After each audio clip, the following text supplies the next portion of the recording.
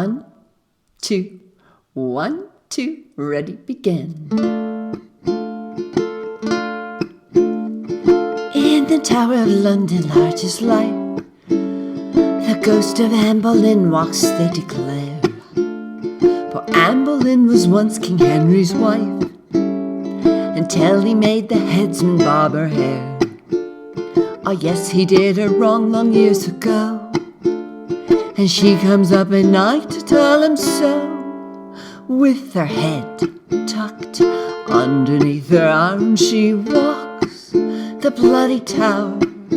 With her head tucked underneath her arm at the midnight hour. She comes to haunt King Henry, she means giving him what for. Get Zook, she's going to tell him off for having spilled her gore. And just in case the headsman wants to give her an encore, she has her head tucked underneath her arm. With her head tucked underneath her arm, she walks the bloody tower. With her head tucked underneath her arm at the midnight hour. Along the drafty corridors for miles and miles she goes. She often catches cold, poor thing, it's cold there when it blows. It's awfully awkward for the queen to have to blow her nose. With her head tucked underneath her arm. With her head tucked underneath her arm, she walks the bloody tower. With her head tucked underneath her arm at the midnight hour.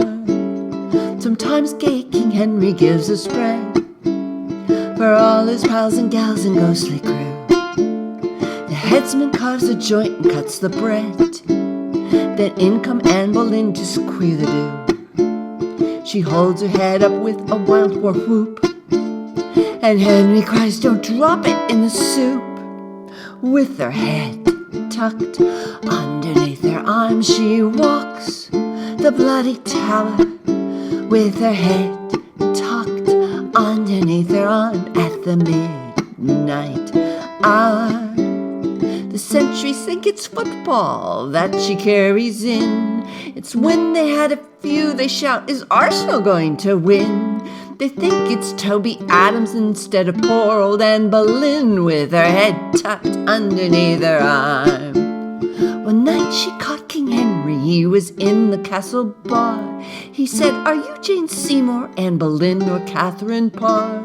How in the heck am I supposed to know just who you are with your head tucked underneath your arm?"